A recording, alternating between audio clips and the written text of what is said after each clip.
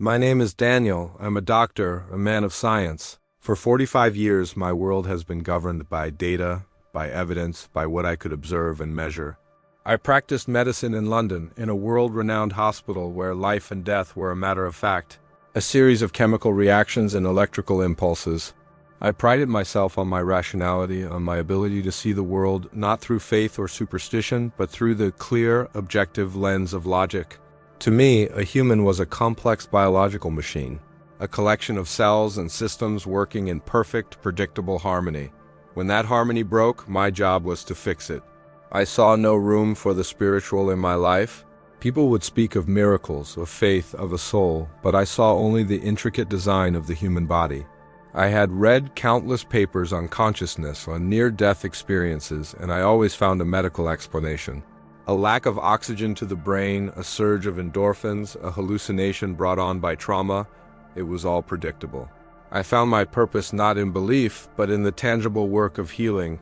I was a man of certainty in a world full of doubt. I had no patience for things that couldn't be proven. I had no room for anything that defied the laws of physics or biology. My life was a series of routines. Early morning rounds, long hours in the operating room, late nights reviewing charts. I found comfort in this order, in the predictable rhythm of a life lived by the book. My colleagues and friends saw me as a pillar of reason, a rock in a chaotic world. I was the one they came to for answers, not for faith. I had built a fortress of logic around my heart, secure in the belief that everything in the universe, from the smallest atom to the grandest galaxy, could be explained. I was a scientist, a healer, and a skeptic. And I had no idea that the very thing I had spent my life dismissing was about to become my only reality. My world, a fortress built on data and evidence, began to show cracks. I first noticed it in the hospital. My most advanced medical equipment, calibrated to the smallest fraction, started to fail. I'd be in the middle of a routine checkup, and an EKG monitor would suddenly give a flatline reading on a perfectly healthy patient. A pacemaker, a device designed for absolute reliability, would show a bizarre, inexplicable hiccup in its rhythm. We called the manufacturers, we ran diagnostics. There was no fault with the machines and no fault with the patients. It was an anomaly. A ghost in the machine that I, a man of science, could not explain. I told myself it was a coincidence, a bad batch of electronics, but the anomalies began to multiply. I started seeing reports from colleagues around the world. A bizarre, low-frequency seismic hum was being detected globally. A sound so deep it was below the threshold of human hearing, yet it was felt in every corner of the earth. Geologists were baffled. There was no volcanic activity, no tectonic shifts, no logical reason for the planet to be humming like a dying engine. We all filed it away as a scientific mystery, a new puzzle to solve. But for the first time in my life, I couldn't find the pieces. The glitches moved from the theoretical to the tangible. The London Underground trains, a symbol of the city's unyielding order, began to experience sudden, brief power failures. They would coast to a stop in the middle of a tunnel, lights flickering out, and then, with a lurch, they would restart. My own phone would freeze for no reason, my laptop would refuse to boot up, and the hospital's electronic charts would randomly delete patient data. I, the man who found solace in logic, found myself staring at a series of events that defied all the laws of physics I had ever known. My fortress of certainty was crumbling. I tried to find an explanation, a rational hypothesis for a global phenomenon that was affecting everything from the human body to the planet's core. Was it a new kind of solar flare? An unprecedented geomagnetic storm? The theories offered by the scientific community were unconvincing, desperate stabs in the dark. I would look out the hospital window at the London sky, which was usually a familiar, comforting gray, and I would see it change to a strange, coppery hue, a color I could not explain with atmospheric pressure or pollution. It felt wrong. Everything felt wrong. I started to feel a profound sense of unease, a cold dread that went deeper than any scientific explanation. I had always believed that the human condition could be explained by biology and psychology. But now I felt a spiritual tremor that I had no words for. I was a doctor, but I was seeing a patient in a coma, a world whose vital signs were fading, and there was nothing I could do. I felt an overwhelming sense of helplessness, the kind of helplessness I had always fought against in my work. The world was crying out, a silent, terrifying warning that only I, a man who had chosen to be deaf to anything but logic, was beginning to hear. The crescendo of these events was sudden and terrifying. I was in the middle of a delicate surgery when every single machine in the operating theater, the heart monitor, the ventilator, the lights went dark. Not for long, just for a few seconds, but the silence was deafening. The patient was fine, a miracle of sorts, but I knew in that gut-wrenching moment that my scientific world was over. A force I could not measure, a variable I could not calculate, was about to change everything. Have you ever noticed strange things happening in the world around you that no one else seems to be talking about? A weird sound, an unexplained weather event, or a feeling that things just aren't right? Share your experience in the comments below. The world of medicine was my comfort zone, my fortress of logic. But in that sterile operating room with a patient's life in my hands, a new kind of anomaly began to manifest in me. I was performing a routine appendectomy, my hands steady, my mind focused when I felt it. A sharp, searing pain in my chest, a fire spreading from my sternum down my left arm. It was a textbook myocardial infarction, a cardiac arrest. A heart doctor, knew exactly what was happening to me. I tried to call for help, but the words caught in my throat. I felt my own vitals plummeting. My hands, once so steady, began to tremble. The room, which moments before was so clear, became a blur of faces and bright lights. The sound of the EKG, which I had read 1,000 times, began to stutter, its predictable rhythm breaking down into a frantic, meaningless beat. I felt the shock, not of a patient, but of a doctor who had spent his life believing in logic and order. The perfect biological machine was failing. My own machine? The last thing I saw was the panicked face of a nurse, then a flash of blinding white light, and then there was nothing. No pain, no sound, no light, just a profound, absolute void. For a searing moment, there was a flash of white-hot pain, a pain so complete it filled my entire universe. And then there was nothing. The noise was gone, the pain was gone, the world was gone. I wasn't in the operating room anymore. I was somewhere else. I was a point of consciousness, a wisp of being floating high above the chaos. I looked down and saw my own body on the operating table. I saw my colleagues, the people I had worked with for years, frantically trying to revive me. I could hear their desperate commands, "Crash cart, epinephrine, come on Daniel."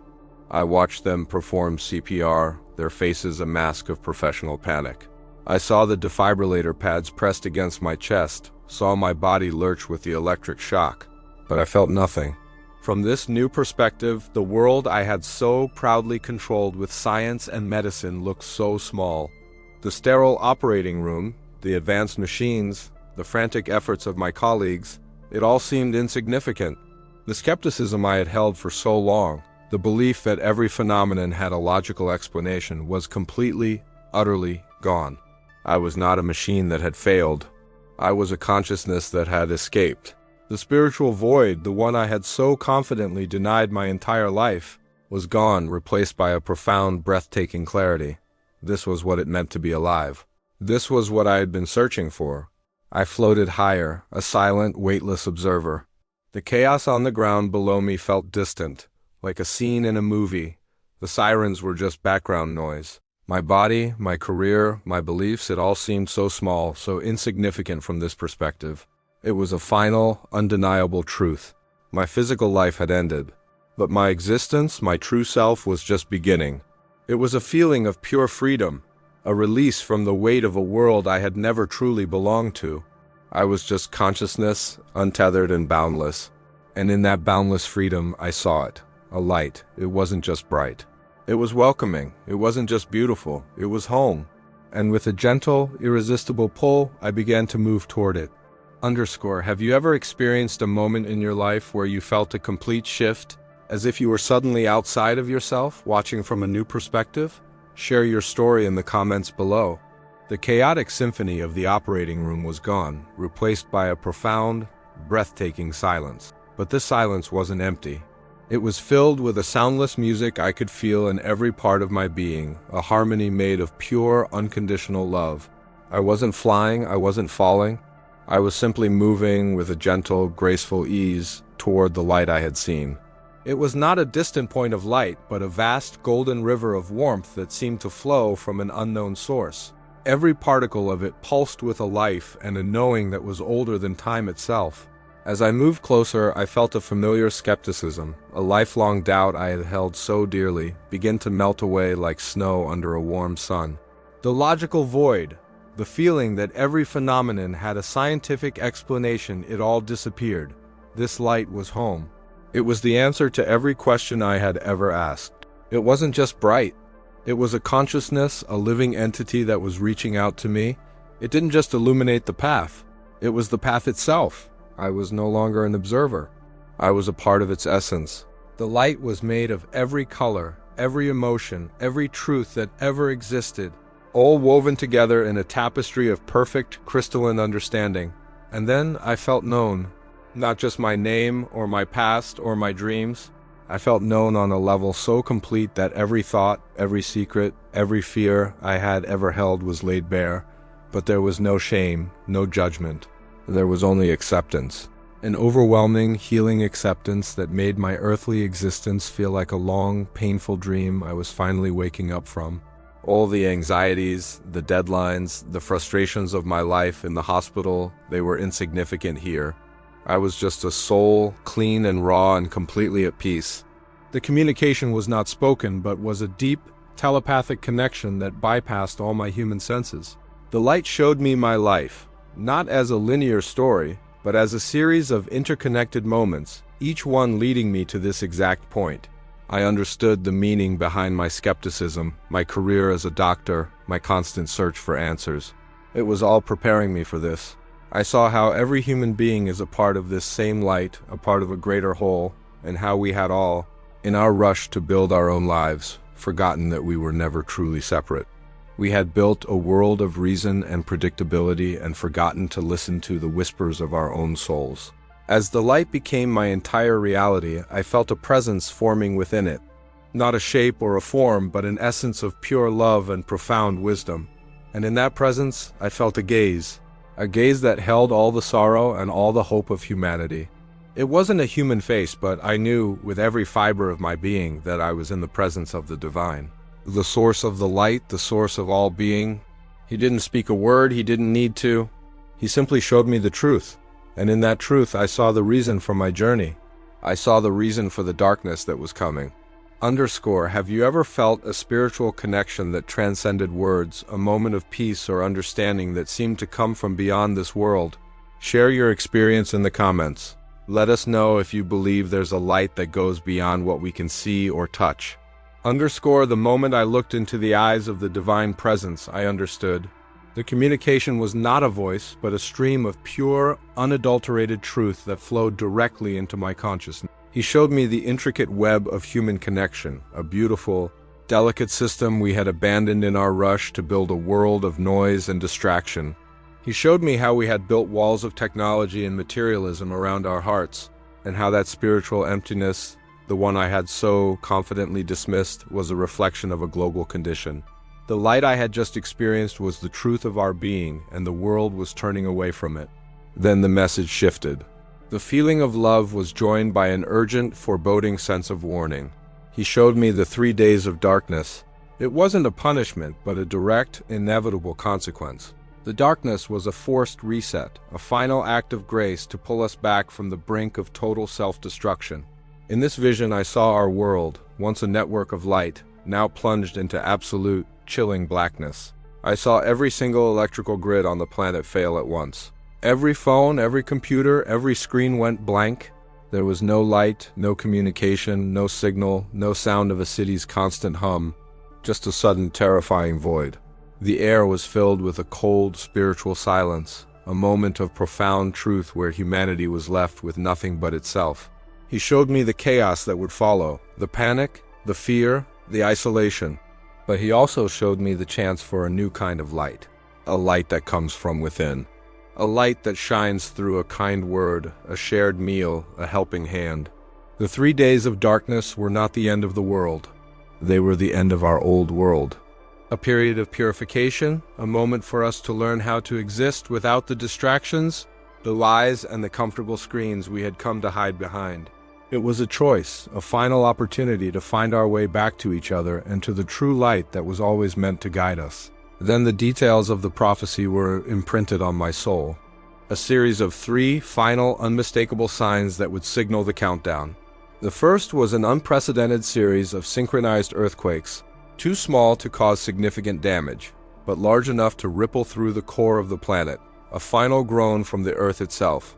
The second was an atmospheric phenomenon, a bizarre, audible hum that would be heard simultaneously by people all over the globe, a sound that no scientist could explain. The final sign, the one that would trigger the 72-hour countdown to the darkness, would be the sudden and complete failure of a major global communication network, a network believed to be impenetrable and unhackable. It was all a perfect, terrifying sequence, a final warning. I felt the weight of this knowledge settle on my soul. A deep, cold dread that made my spiritual emptiness feel like a warm hug in comparison. I was no longer a civilian. I was a messenger. The vision began to fade, and I felt the gentle pull away from the divine presence. I fought it. I wanted to stay in that light, in that perfect peace. But I knew, with a heartbreaking certainty, that my journey wasn't over. My purpose was to go back. To carry this truth back to a world that was deaf to the whispers and blind to the signs. The gaze of the divine figure was full of a profound sorrow, not for me, but for a world that was sleepwalking toward its fate. My mission was now a burden, a sacred one, that I had to carry. I had to go back to the darkness and be the messenger of the light. Do you believe humanity is receiving warnings from a higher source? Or are we simply sleepwalking towards a crisis of our own making? Share your thoughts below. The moment the light began to fade, the love was replaced by a cold, hard truth. The feeling of unconditional peace was joined by an overwhelming download of information, a full and complete understanding of the prophecy. I wasn't just shown the future. I was given the blueprint of its arrival. I was shown the 3 days of darkness. It wasn't just a power outage.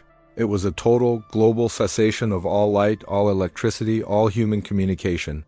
The world, as a collective consciousness, was about to go silent. He showed me the mechanism of the event, a spiritual cleansing that would manifest as a physical reality. The spiritual disconnection we had all felt was coming to a head, and our dependence on technology was our greatest weakness. The darkness was not an act of a vengeful God, but an inevitable consequence of our choices, a final, painful act of grace to force us to reconnect with our humanity. In my vision, I saw our world, once a network of light, now plunged into absolute, chilling blackness. I saw every single electrical grid on the planet fail at once. Every phone, every computer, every screen went blank. There was no light, no communication, no signal, no sound of a city's constant hum. Just a sudden, terrifying void. The air was filled with a cold, spiritual silence, a moment of profound truth where humanity was left with nothing but itself. He showed me the chaos that would follow. The panic, the fear, the isolation, but he also showed me the chance for a new kind of light, a light that comes from within, a light that shines through a kind word, a shared meal, a helping hand. The 3 days of darkness were not the end of the world. They were the end of our old world. A period of purification, a moment for us to learn how to exist without the distractions, the lies, and the comfortable screens we had come to hide behind. It was a choice, a final opportunity to find our way back to each other and to the true light that was always meant to guide us. Then the details of the prophecy were imprinted on my soul. A series of 3 final, unmistakable signs that would signal the countdown. The first was an unprecedented series of synchronized earthquakes, too small to cause significant damage, but large enough to ripple through the core of the planet, a final groan from the Earth itself. The second was an atmospheric phenomenon, a bizarre, audible hum that would be heard simultaneously by people all over the globe, a sound that no scientist could explain. The final sign, the one that would trigger the 72-hour countdown to the darkness, would be the sudden and complete failure of a major global communication network, a network believed to be impenetrable and unhackable. It was all a perfect, terrifying sequence, a final warning. I felt the weight of this knowledge settle on my soul, a deep, cold dread that made my spiritual emptiness feel like a warm hug in comparison. I was no longer a civilian. I was a messenger. The vision began to fade, and I felt the gentle pull away from the divine presence. I fought it. I wanted to stay in that light, in that perfect peace. But I knew with a heartbreaking certainty that my journey wasn't over. My purpose was to go back, to carry this truth back to a world that was deaf to the whispers and blind to the signs. The gaze of the divine figure was full of a profound sorrow, not for me, but for a world that was sleepwalking toward its fate. My mission was now a burden, a sacred one, that I had to carry. I had to go back to the darkness and be the messenger of the light. Do you believe humanity is receiving warnings from a higher source? Or are we simply sleepwalking towards a crisis of our own making? Share your thoughts below. The peace was gone. The overwhelming love of the light and the profound truth of the vision were ripped away, replaced by the jarring reality of my own broken body. My spiritual self, free and weightless, was violently shoved back into the confines of flesh, bone, and pain. The silent music of the divine was replaced by the piercing wail of alarms, the frantic shouts of my colleagues, and the searing agony in my chest. The world was a blinding blur of harsh lights and anxious faces. My consciousness was forced back into a body that felt alien, a vessel that was trying to reject me. I was back. And it hurt. I tried to speak, to tell them what I had seen, but my throat was raw. My colleagues, my friends, the very people I had worked alongside for years, were trying to save my life. They were my heroes, but their world was so small, so confined to what they could measure and observe. They didn't see the light I had traveled to. They only saw a patient with a massive cardiac event, a scientific problem to be solved with medical expertise. I heard them talking, their voices a muffled blur of jargon. "Vitals are stabilizing," one said. "He's back," said another. They were celebrating a success. I was grieving a loss. The loss of a peace I had never known. The loss of a truth I had just discovered. My family arrived at the hospital, their faces a mix of tears and profound relief. My wife held my hand, her grip so tight it hurt, but I felt nothing of it. She saw her husband who had miraculously survived. She could not see the man who had stared into the face of the divine and was burdened with a truth about the end of the world. I tried to tell them, my words feeling so small, so inadequate. "I died," I whispered, the words sounding foreign even to my own ears. "I saw Jesus. He warned me about the 3 days of darkness." Their faces, once so full of relief, changed to a polite, heartbreaking concern. They glanced at the doctors. The doctors spoke of trauma-induced hallucinations, of post-anoxic brain injury, of the brain creating comforting narratives in the face of near-death terror. They gave my spiritual awakening a medical diagnosis. They put my truth in a box they could understand, a box of polite disbelief and pity. The isolation was a physical weight on my chest. I was surrounded by people who loved me, yet I had never felt more alone. The perfect telepathic clarity of the vision was now a jumble of disjointed memories that no one could comprehend. They'd ask me about the procedure, and I would try to tell them about the silence, the light, the feeling of rising above it all. They would just nod, their eyes full of pity. My colleagues tried to comfort me, talking about how lucky I was to be alive, how I just needed to rest and heal. Their world was still the same, a world of predictable machines and predictable humans. But my world was fundamentally changed. I was living with the knowledge of a coming silence, a coming darkness that they were completely blind to. It wasn't until a few days later, from my hospital bed, that a chilling dread confirmed my worst fears. A news report, flashing silently across a screen in the waiting room, showed an unprecedented series of minor earthquakes in remote areas of the world. Scientists were baffled. The quakes were too small to cause damage, yet they seemed to be synchronized. My heart pounded. The first sign. The final groan of a planet that was already sick. The world saw a strange geological phenomenon. I saw the first tremor of a prophecy. They thought I was a victim. But I knew the truth. My life as a skeptic had ended. And humanity's was about to. Have you ever had a deeply personal experience that you tried to share, only to be met with disbelief or misunderstanding? How did it feel to know a truth that no one else could see? Share your story in the comments. Your experience is valid. I came home to a world that looked exactly the same, but felt fundamentally different. My flat in London, once a haven of predictable order, was now a cage. I watched the news with a new kind of terror, a terrible knowing that no one else shared. The reports about the minor, synchronized earthquakes became more frequent, more widespread.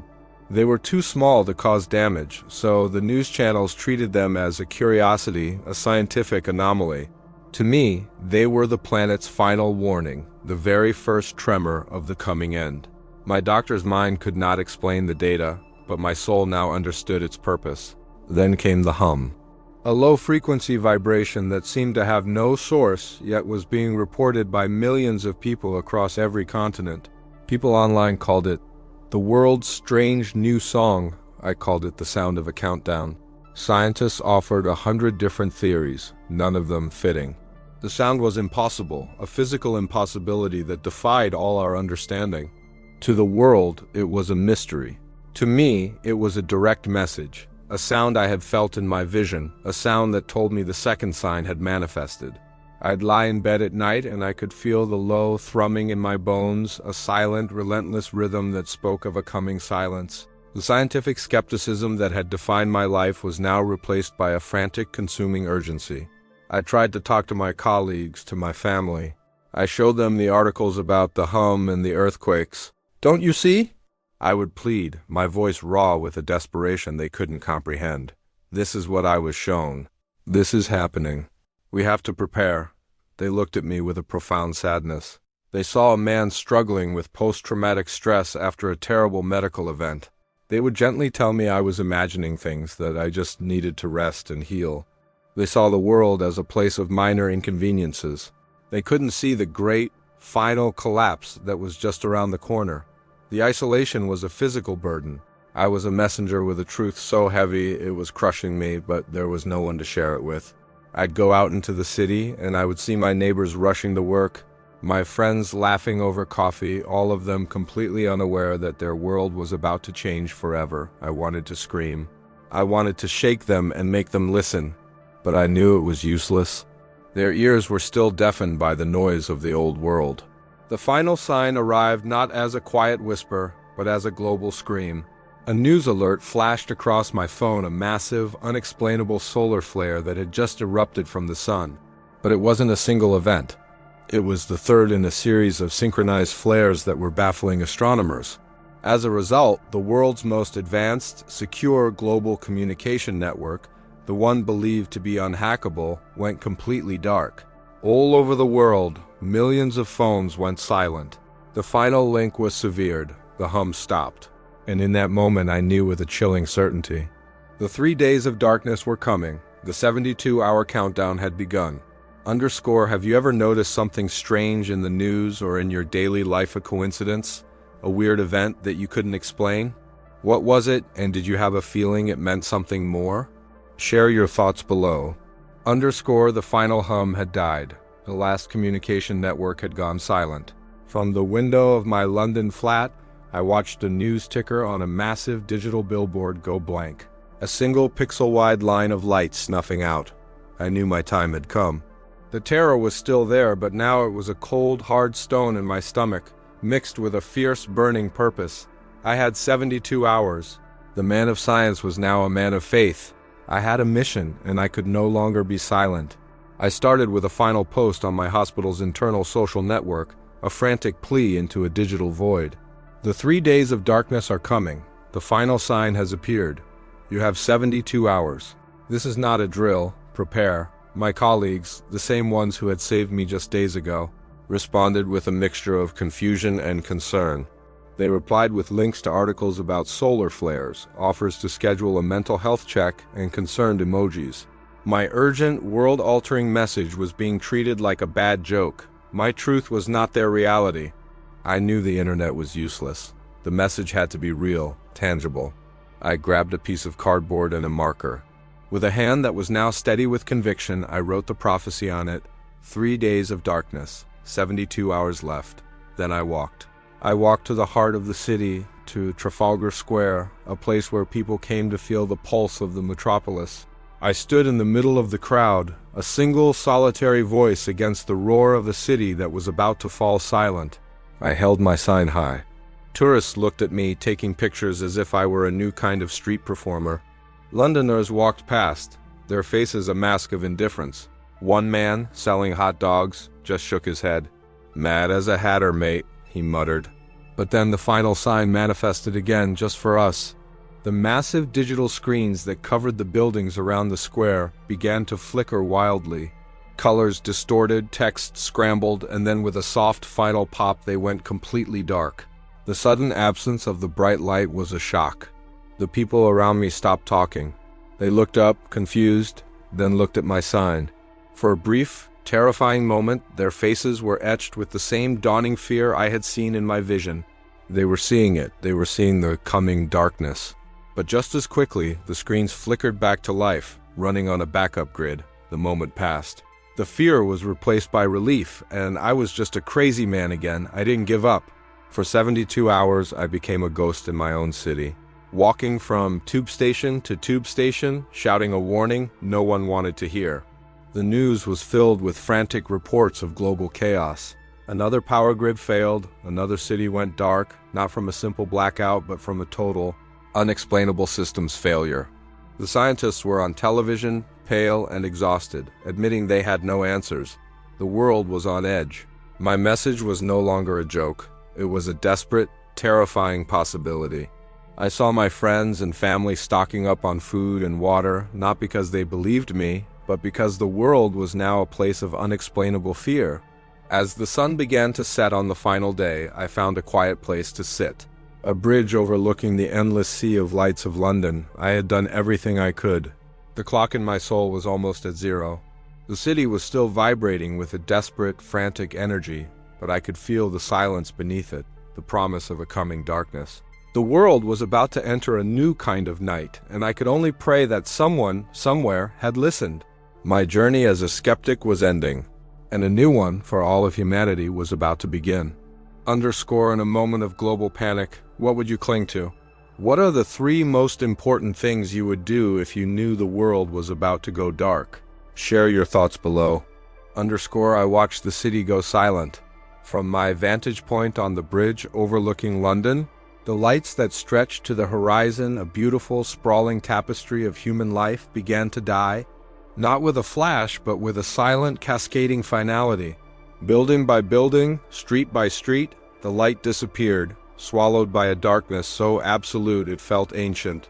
The endless hum of the city, the constant roar of traffic, the distant music, all of it simply ceased to be. The world's heart stopped beating. The terror I had carried for 72 hours was gone, replaced by a profound, chilling calm. I was right. And in that moment, there was no victory, only the crushing weight of a truth I had to share. The silence that fell over the city was a living thing. The screams, the car alarms, the sirens, all of it was swallowed by a quiet so deep it hurt my ears.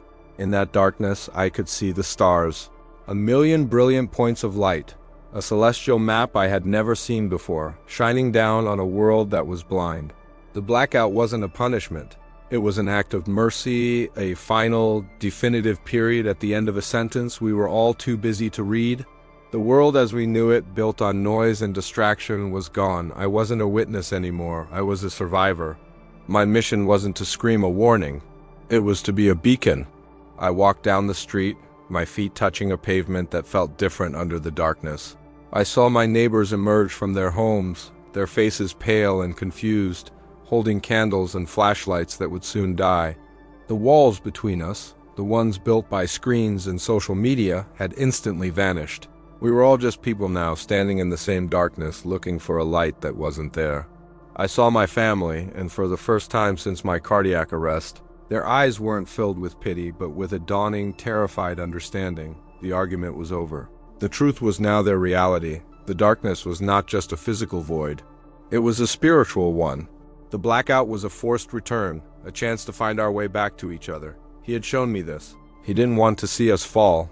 He wanted us to see ourselves. We were so busy building the future, we forgot how to live in the present. We were so connected to our devices, we lost our connection to each other, to our planet, and to our own souls. The blackout wasn't a punishment, it was a choice. A choice for us to finally find our way back. My purpose now was not to dwell on the "I told you so." It was to share the peace that came after the truth. The peace I felt in the presence of the divine. The mission he gave me was not to tell them about the darkness, but to show them the light.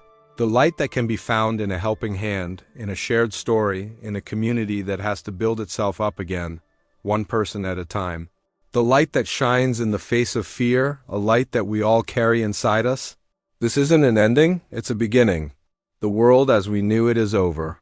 The distractions are gone. The digital noise has been replaced by the quiet hum of a new, unknown world. And now, the true test begins. Not of our technology or our power grids, but of our humanity.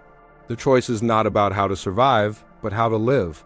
How to find hope in the face of despair.